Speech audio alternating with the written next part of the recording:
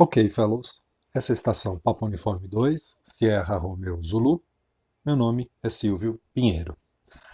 Gostaria de discutir com vocês um problema que aflige quase todos aqueles que vão restaurar equipamentos antigos.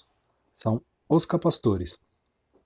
Os capastores nos circuitos tradicionais têm a função de acoplar estágios. Um amplificador valvulado, por exemplo, ele é composto de vários estágios: pré-amplificação, driver, saída. Entre esses estágios, usa-se esses componentes. É um problema que ocorre em amplificadores transistorizados e também amplificadores valvulados. Mas em amplificadores valvulados, normalmente nos originais, que nunca foram mexidos, pela ação do tempo. O tempo, muitas vezes, acaba sendo o inimigo desses maravilhosos capacitores. Essa marca Pirâmide, era para ser um capacitor de 250 nanofarads com tensão de ruptura de 620 volts. Esses aqui,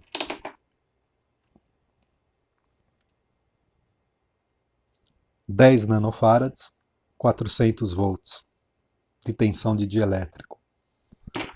Alguns capacitores de mica, da Mica Mold, inclusive um que está aqui, olha, bem antigo, também de mica. Quer dizer, o problema ele não se limita a um tipo de capacitor e nem a uma marca. A característica principal é a ruptura da contenção, ou seja, o capacitor racha, literalmente, abre a contenção dele. Acho que dá para anotar aqui. Esse material que forra um capacitor é feito de um termofixo, um tipo de plástico que, uma vez moldado, ao ser aplicado calor, ele não volta mais a ser líquido, ou não derrete. Mas, por um excesso de tensão interna, ou um curto, o calor de dentro para fora pode romper. Isso já é um indicativo que é um capacitor comprometido. Outros capacitores de mica utilizados em equipamento de radiofrequência, por vibração, também pode gerar algum tipo de problema. Ou compressão. Só que é apertado, em algum momento as características elétricas podem alterar e inclusive entrar em curto. Então, o problema que vai gerar nos capacitores pode vir de determinadas e de diversas origens. As mais comuns é o envelhecimento do dielétrico, a ruptura da contenção e alta tensão, tensão excessiva num capacitor ou um curto interno. Tende a comprometer a vida desses capacitores. Por que isso se torna um problema? Num circuito valvulado, como por exemplo esse aqui, de um amplificador, você tem nesse ponto de cá um capacitor de 47 nanofarads, que vem de uma determinada tensão que alimenta a placa, sai daqui e salta para os próximos estágios. Para isso ficar claro, logo na saída da inversora, aqui, olha, você tem uma inversora, uma determinada tensão que é B3, que vem aproximadamente 433 volts. Esses 433 volts são aplicados aqui. E acoplado entre a inversora e a saída por um capacitor. Quando esse capacitor apresenta um determinado vazamento da corrente contínua, ou seja, do sinal em DC, vai modificar a polarização dessa válvula e ela vai trabalhar de outra forma, diferente da projetada, da forma como ela foi projetada. Isso pode alterar o ponto de funcionamento dela, levar essas válvulas para um ponto de funcionamento não esperado, superaquecer a placa, produzir uma corrente intensa no primário do transformador e gerar alguns problemas. Fora que o timbre muda completamente ao modificar as características desses componentes, as características elétricas. Eles nasceram para um propósito, que é isolar um lado do outro. Se se esse isolamento do sinal da corrente contínua, ou seja, de tensão, não é eficaz, não vai passar só a corrente alternada ao áudio. Uma parte da tensão vai interferir no ponto de funcionamento dessas válvulas de cá. Então é muito comum chegar um amplificador para a gente dar uma trabalhada e, de cara, de imediato, checar esses capacitores de acoplamento. Ok? Bom, para testar, tem algumas manhas, alguns macetes. É comum o pessoal que começa a estudar e se dedicar um pouco a reparar equipamentos valvulados, partir para equipamentos que estão fora de um contexto histórico, vamos dizer assim. Nessa época, quando isso era feito, utilizava-se tensões altas. E os equipamentos de teste que muitas vezes a gente encontra por aí trabalham com tensões baixas. Esse aqui é um deles. O multímetro atual também tem medida de capacitância. Porém, o sinal que é gerado para testar esses componentes é em baixa tensão. Outros multímetros, também um pouco mais sofisticados, também têm medida de capacitância, mas persiste a mesma característica, que é trabalhar com baixa tensão. Até um equipamento desse que é dedicado ao uso, para você aferir com precisão características de um capacitor, nesse caso, para esses tipos de capacitores que trabalham com isolação tão alta, pode ser que as medidas encontradas não sejam tão confiáveis, por melhor que seja seu equipamento. O que fazer então? Você vai utilizar ou tentar colocar os seus testes, submeter os seus componentes dentro de uma época, utilizando características da época que eles foram projetados para serem usados nos equipamentos. Notem, nós estamos falando aqui de tensões bastante altas. 330 volts, 450, 458, 465, 458, 433, 361, 323, quer dizer, são tensões altas. Por isso que esses componentes, quando foram projetados, tinham como característica trabalhar com tensões também altas. Nota, um capacitor como esse, de acoplamento entre estágio, ele deve suportar 400 volts. O que quer dizer isso na prática? Que se eu aplicar 400 volts de um lado, eu não posso encontrar do outro lado 400 volts, eu tenho que encontrar zero. Acima de 400, tudo bem, pode aparecer alguma coisa, mas você está utilizando um componente muito acima do esperado. Fora que se você submeter paralelamente uma tensão superior a 400 volts nesse componente, as armaduras e o dielétrico composto dentro dele é comprometido. Então a gente padece aí, vamos dizer assim, de um anacronismo histórico. Nós estamos utilizando equipamentos para um determinado propósito em componentes de outra época. Como resolver? Adquirir componentes da época ou equipamentos de medida da época. Em outros vídeos que eu vou deixar aqui embaixo, eu mostro para vocês um desses equipamentos que eu uso bastante, que é um heat kit, que é um equipamento feito na década de 60, que trabalha com alta tensão para medir esses componentes. Porém, não é todo mundo que pode, não é todo mundo que tem condições de ter um equipamento como esse. Dá para dar um jeito? Sim, dá para dar um jeito. Dá para dar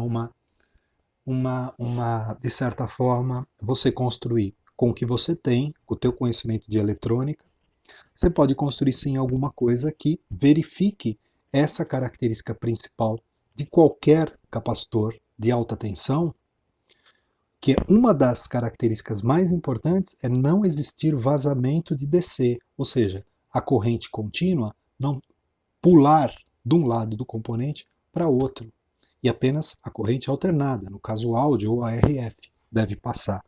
Mas jamais deve passar uma tensão submetida de um lado para outro em um capacitor, senão ele não, o capacitor ele é sim um resistor. Quando esses componentes vão entrando em curto e gerando o que é chamado de DC leak, ou vazamento de DC, eles se assemelham a resistores.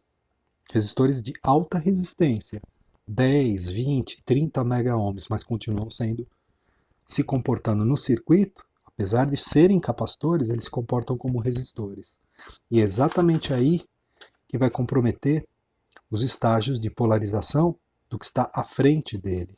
Aqui, no caso, se esses componentes falham, essa inversora entra com problemas, começam a aparecer problemas nela. Se esses aqui falham, a tensão vaza, vem para o lado de cá e altera a polarização de bias, que foi definida nesse ponto de cá, isolado, portanto, do lado da esquerda. Como você pode medir? Basicamente, você vai partir de uma propriedade, que é qual?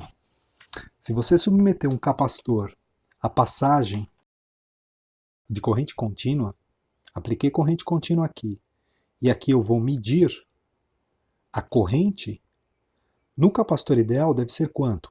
0. 0 ampere, 0 microampere, 0 miliampere. Ou seja, não pode passar nenhuma corrente para o lado de cá.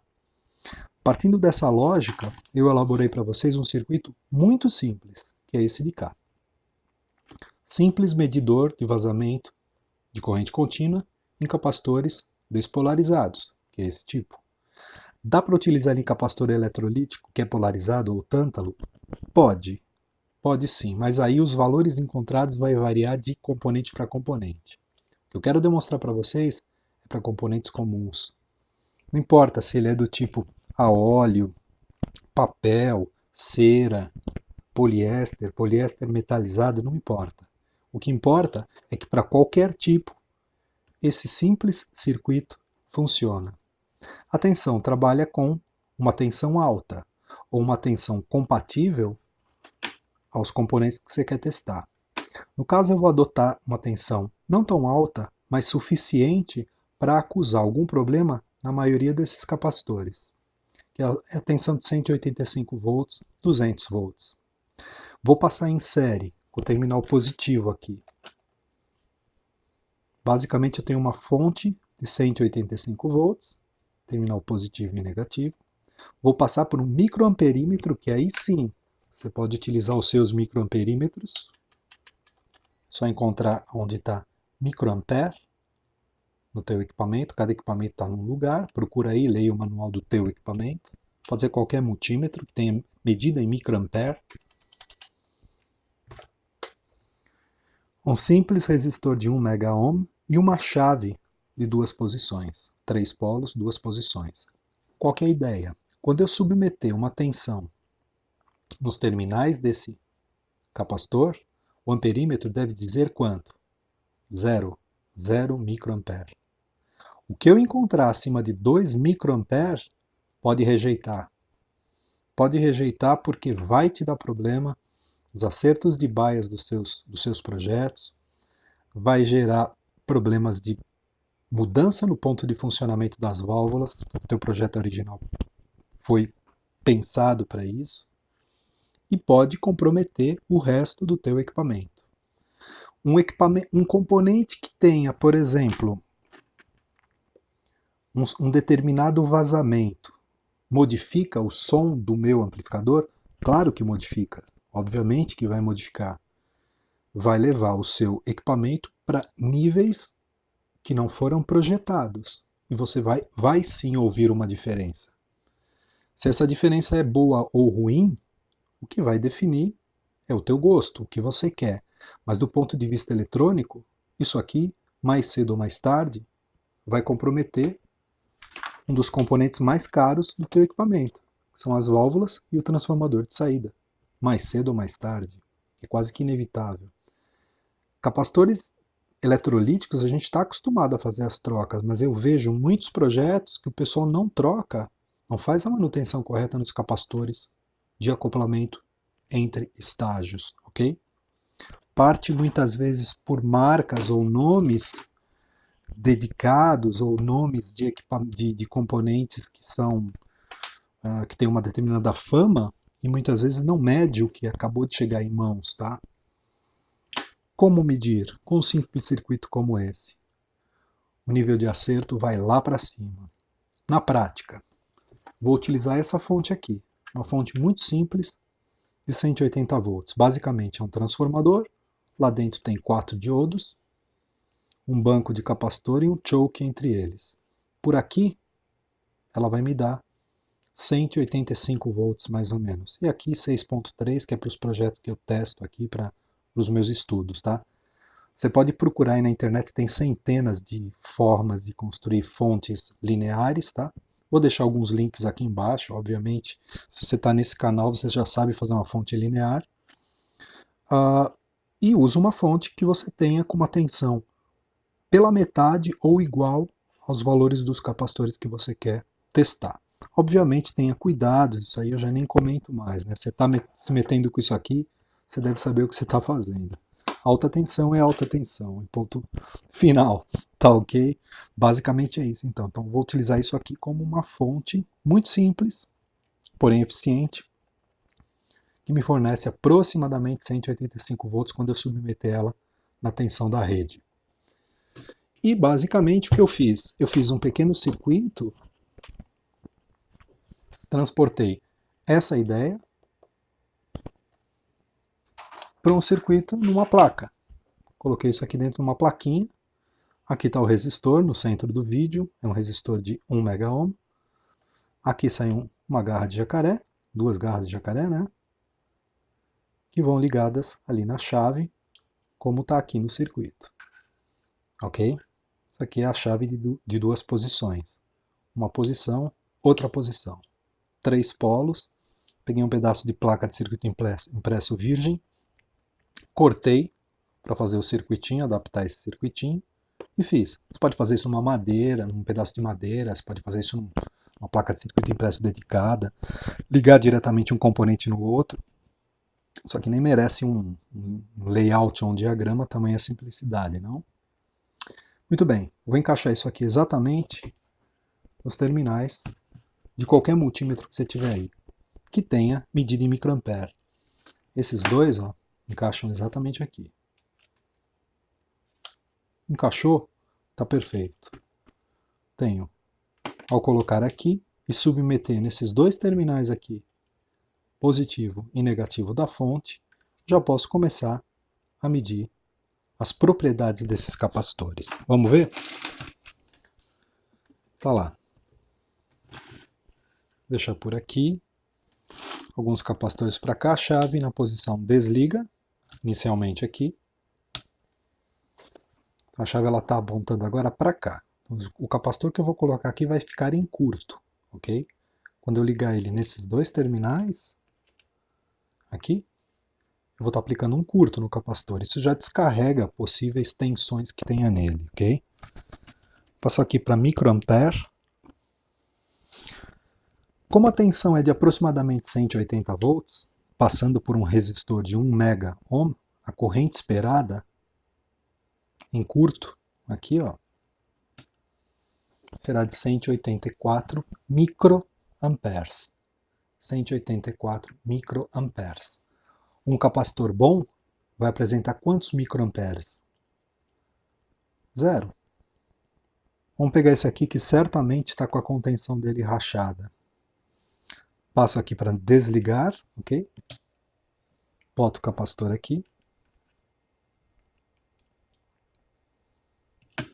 E ligo. 150 microampere. Praticamente é um resistor isso aqui, já não é um capacitor. Então para onde ele vai? Desliga, né? Passa para o lado de cá para ele entrar em curto e fechar. Para onde ele vai? Já sabem, né? Testando. 34 microampere. Desliga. Para onde vai? Esse. Liga. Quanto tem que apresentar aqui? 0. 2 microampere no máximo. Salvando o componente para não jogar no lixo. 2. Está apresentando 48. Desliga. Lixo. Esse aqui, super idolatrado. Mica molde. Capacitor de mica. Normalmente utilizado em placas, né, de amplificadores. Vamos ver? 46 microampere. Lixo. Isso aqui nem vale a pena testar. Esse de cá, olha, um Pyramid também, americano. Esse grandão aqui, ó, Pyramid americano.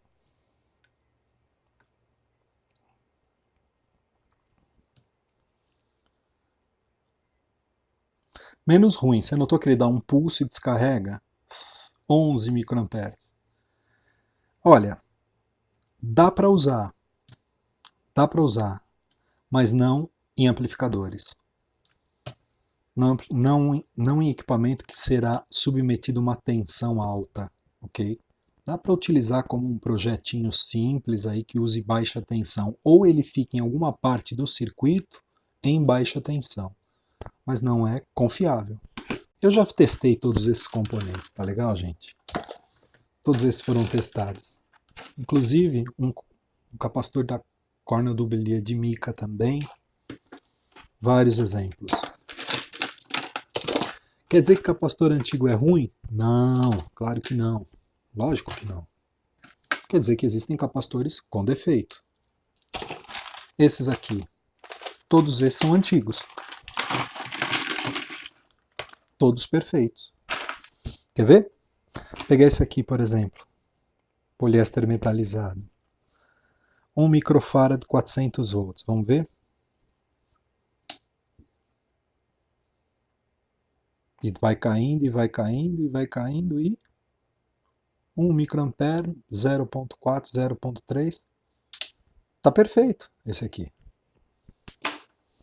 Esse aqui, ó, bem antigão também, mica mold, duplo, tá? Ele é um duplo capacitor de 100 picofarads, para cá e para cá.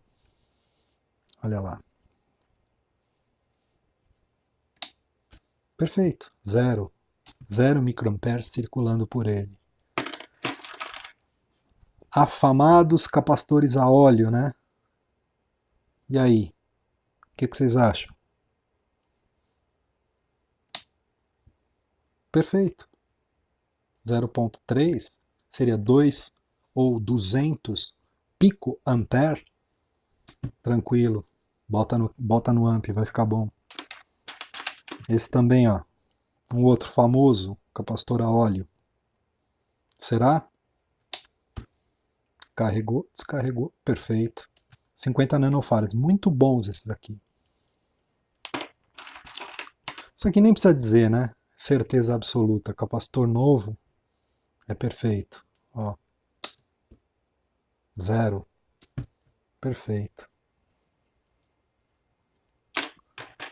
400 picofarads, não, 1500 picofarads, 1.2 nano, 500 volts. Perfeito para colocar também em placas, né, de equipamento valvulado para áudio. Tá lá, certinho.